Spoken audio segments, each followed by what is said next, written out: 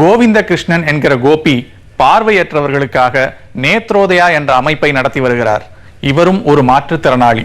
இவர் உயர்கல்வி கற்ற சமயம் ஒரு களப்பணி செய்யற வாய்ப்பு கிடைச்சிருக்கு. ரயில்ல பார்வையற்றவர்கள் பிச்சை எடுப்பதை பற்றி ஒரு ஆய்வை மேற்கொண்டிருக்கிறார். அந்த தருணங்களில் இவருக்கு ஏற்பட்ட சிந்தனைதான் இந்த நேத்ரோதயா. நேமிநாதத்தை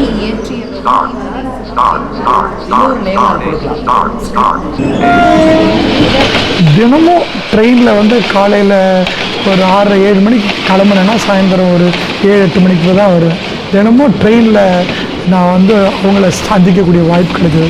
அவங்க கூடயே பயணம் செய்கிறது, அவங்கக்கிட்ட நிறைய விஷயங்கள் பேசுகிறது, அவங்களுடைய வாழ்க்கையில் அவங்களுக்கு ஏற்படக்கூடிய பிரச்சனைகள் இதெல்லாம் பற்றி நிறைய விஷயங்களை நான் சேகரிக்க ஆரம்பித்தேன்.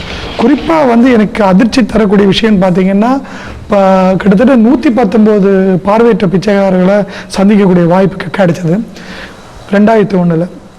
இதில் 82 பேர் படித்தவங்க பிச்சை எடுத்துருந்தாங்க.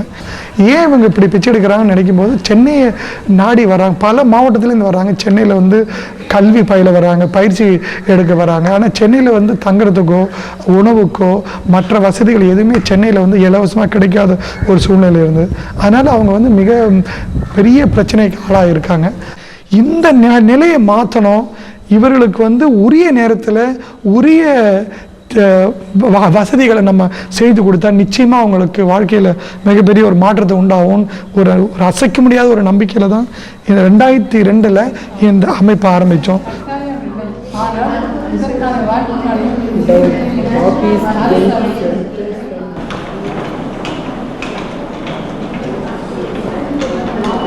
எனக்கு ஸ்போர்ட்ஸ்னால் ரொம்ப இன்ட்ரெஸ்ட். ஏன்னா எல்லாருமே விளையாடுவாங்க, எனக்கும் விளையாடணும்னு ஆசையாக இருக்கும். செஸ்லாம் எனக்கு சின்ன வயசில் எதுவும் தெரியாது. அப்புறம் எங்களுக்குன்னு ஒரு செஸ் போர்டு இருக்கிறதா நான் கேள்விப்பட்டேன். உடனே எங்கள் அப்பாவை நான் சொன்னேன் எனக்கு வேணும் அப்படின்னு. நான் எங்கள் அப்பாவை தொந்தரவு பண்ணும்போது தான் எங்கள் அப்பா நிறைய பேர்த்த கான்டாக்ட் பண்ணார். அப்போ நேத்ரோதயாவில் கிடைக்கும்னு சொன்னாங்க. அதை வச்சு நாங்கள் எங்கள் நேத்ரோதயாவுக்கு வந்தோம். வந்தோடனே கோபி சார் அப்போ தான் நான் பார்த்தேன், நேத்ரோதயாவும் அப்போ தான் பார்த்தேன். எனக்கு செஸ் போர்டு அவங்க கொடுத்தாங்க. அப்புறம் நான் போய் விளாட்னேன். அது மட்டும் இல்லாமல் எங்களுக்குன்னு ஒரு ஆர்கனைசேஷன் இருக்குது அப்படின்னு தெரிய வந்த நாள் அது. நான் ரொம்ப சந்தோஷப்பட்ட நாள், என் வாழ்க்கையில் மறக்க முடியாத நாள் கூட சொல்லலாம். அதுக்கப்புறம் நான் இங்கே கம்ப்யூட்டர் கோர்ஸ், ஸ்போக்கன் இங்கிலீஷ் எல்லாமே எதெல்லாம் தேவையோ, என் வாழ்க்கைக்கு எதெல்லாம் தேவையோ அதெல்லாம் இங்கே கிடைச்சிது. தங்க இடம், உண்ண உணவுன்னு மட்டும் இல்லாம கணிப்பொறி பயிற்சி, ஆங்கில பயிற்சி, இணையதள சேவை, விளையாட்டு, யோகா, இசைன்னு ஒரு தனி மனிதரின் உலகை உற்சாகப்படுத்தி மேம்படுத்தும் எல்லா வசதிகளையும் ஏற்படுத்தி தருகிறார் கோபி. பார்வையற்றவர்களா, கணிப்பொறியா, எப்படி சாத்தியம்? சிலர் நினைக்கலாம். ஜாஸ் என்ற ஒரு மென்பொருள் மூலமா இது சாத்தியமாகிறது. இந்த வாய்ப்புகளையும் சூழலையும் இவர்களுக்கு உருவாக்கி தரணும்ன்ற கோபியின் எண்ணத்திற்கு பின்னால ஒரு ஈரமான காரணம் இருக்கு. எனக்கு கிடைக்காத பயிற்சி எல்லாம் எங்க மாணவர்களுக்கு கிடைக்கணும். அந்த அந்த பயிற்சி எனக்கு கிடைக்காதனால அதனால் நிறைய நான் பாதிக்கப்பட்டிருக்கேன். இதெல்லாம் என்ன மாற்றத்தை எங்கள் மாணவர்கள் மத்தியில் கொண்டு வரேன்னா, அவங்களோட தன்னம்பிக்கை வளரு. இந்த பயிற்சி மூலமா தன்னம்பிக்கை வளருது.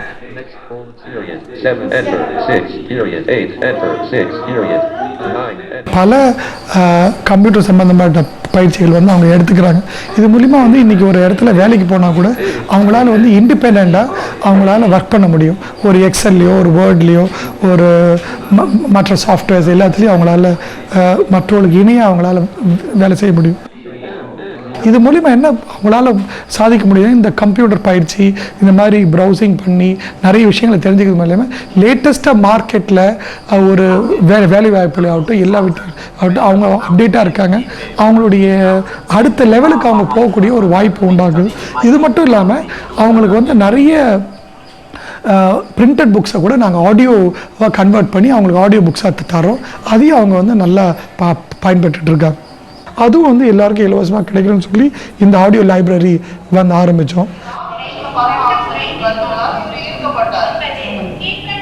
விடை கூட்டு பங்கு நிறுவனம் 7 கூட்டுறவு அமைப்பு. விடை இந்த மாதிரி ஒரு பார்வை இல்லாமல் மற்றவங்க கேலி பண்ணுற அளவுக்கு நம்ம வாழணுமான்ற ஒரு கேள்விக்குறியோடு இருந்திருக்கும் பொழுது ரேடியோவில் கோபி சார் பேசுனதை நான் கேட்டேன்.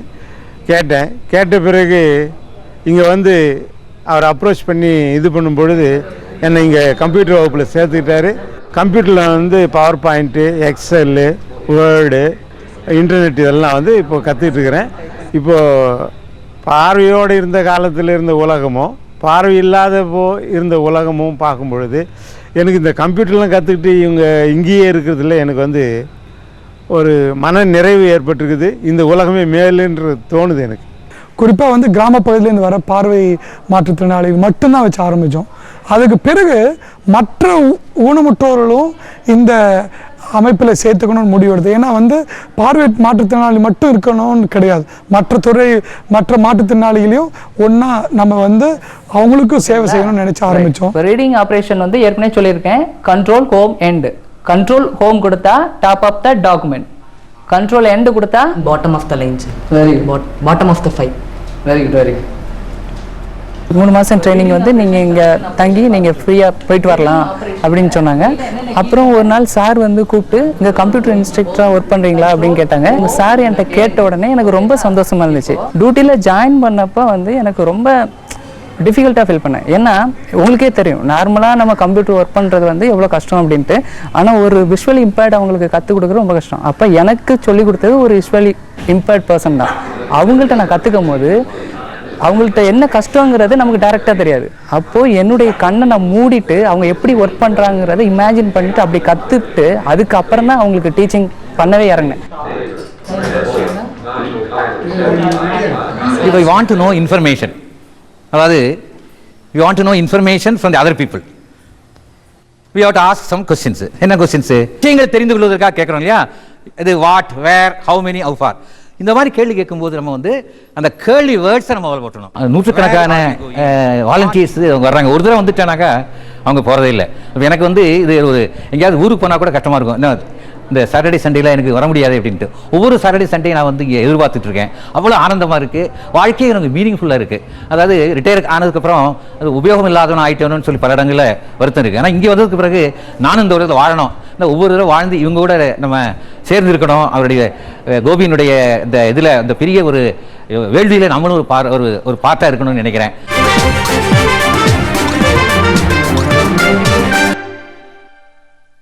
இந்த அமைப்புக்கு பொதுமக்களும் தோள் கொடுக்கறாங்க. பள்ளி கல்லூரி மாணவர்கள் அவங்க பாக்கெட் மணியை தானம் செய்யறாங்க. இது மட்டும் இல்லாம இன்னும் பல திசைகள் இவர்களை ஆதரிக்கின்றன. குறிப்பா வந்து பாத்தீங்கன்னா எங்களுக்கு இங்க இருக்கிற பழவட்டிக்காரர் அவங்க வந்து பழம் கொண்டு வந்து கொடுப்பாங்க. காய்கறி கடை நடத்திட்டு இருக்கவங்க அவங்க வந்து காய்கறி வந்து எங்களுக்கு இலவசமா தராங்க. இங்க வந்து ஒரு சலூன் இருக்கு, அவங்களால முடிஞ்ச அளவுக்கு நம்ம இங்கே இருக்கிற 53 மாணவர்களுக்கு இலவசமாக அவங்களுக்கு வந்து ஹேர் கட் பண்ணுறாங்க. இது போன்ற நல்ல விஷயங்கள் வந்து பல தரப்புலேருந்து பல நல்ல உள்ளங்கள்கிட்ட இருந்து எங்களுக்கு வரக்கூடிய சப்போர்ட்னால தான் இந்த அமைப்பு வந்து இன்னைக்கு நல்லா எங்களால் செய்ய முடியுது.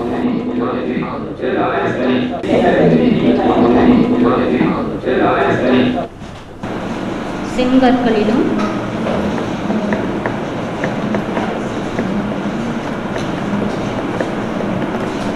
சுண்ணம்பினாலும்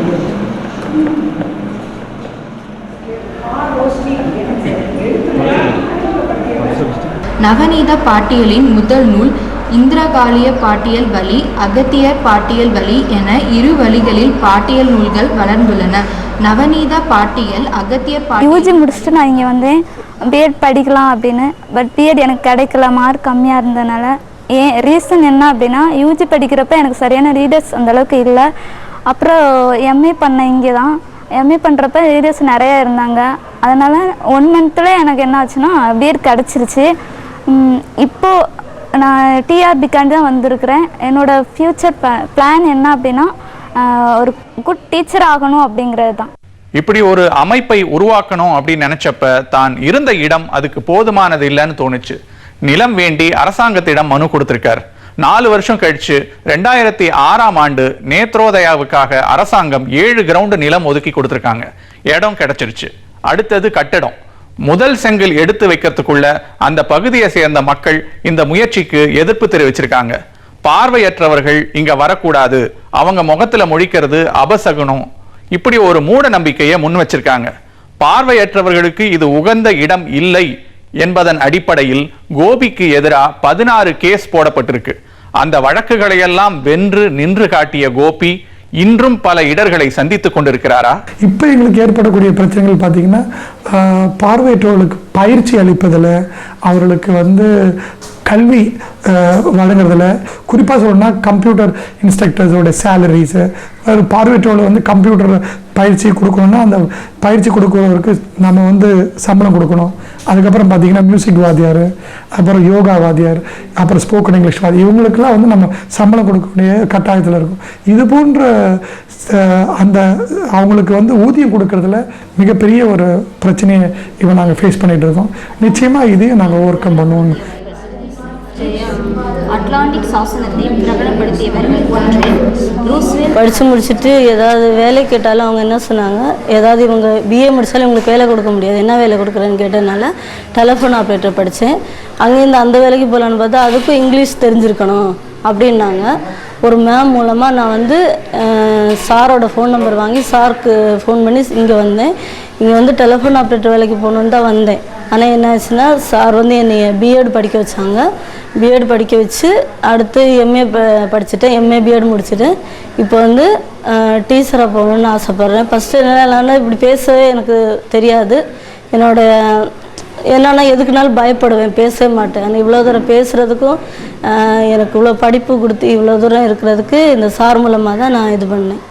கூட ஒரு ஸ்கூல் இருக்கா சார், அங்கே விசாரிச்சு பார்த்தா இதே மாதிரி பாரு, எங்கே பார்த்தாலும் அவங்க பார்க்குறாங்கன்னா படிக்க வைக்கிறோம், 10வது படிக்க வைக்கிறோம் அவங்க உறுதி சொன்னாங்கன்னா, அப்புறம் என்ன ஃபீஸுன்னு கேளு, என்னால் கட்ட முடியலன்னு சொன்னேன். இல்லை இது தான் கட்டி ஆகணும்னு சொல்லி என்கிட்ட வாங்க, நான் என்ன பண்ணேன் அந்த பணத்தை நான் தரேன். சரியா? All the best. கலக்க சாப்பிட்றீங்களா? டீ சாப்பிட்டு. இந்த நேத்ரோதயா நிறுவனர் அவர் வந்து பிரச்சனைகளை கையாளக்கூடிய அந்த விதத்தை வந்து எங்கள் பார்வையற்றவர்களுக்கு சொல்லி கொடுத்தாரு. ஏன்னா அவரே நிறைய பிரச்சனைகளை ஃபேஸ் பண்ணி இந்த லெவலுக்கு வந்ததுனால அதை பார்த்து வாழ்க்கையில் எப்படி சமுதாயம் வந்து இருக்கும், அதில் எப்படி எப்படி பிரச்சனைகளை ஃபேஸ் பண்ணலாம் அப்படின்ற அந்த வழிகாட்டுதலை எங்களுக்கு கொடுத்தாரு. இந்த தன்னம்பிக்கை மூலமாக டிஆர்பியில் பாஸ் பண்ணி 2006 வந்து அரசு வேலை கிடைக்கிறதுக்கு இந்த இடமும் இவங்க கொடுத்த சில கோச்சிங்கும் எனக்கு பெரும் துணையாக இருந்தது. அதனால் வாழ்க்கையில் என்னோடய குடும்பத்தோடு நான் ரொம்ப சந்தோஷமாக இருக்கேன்.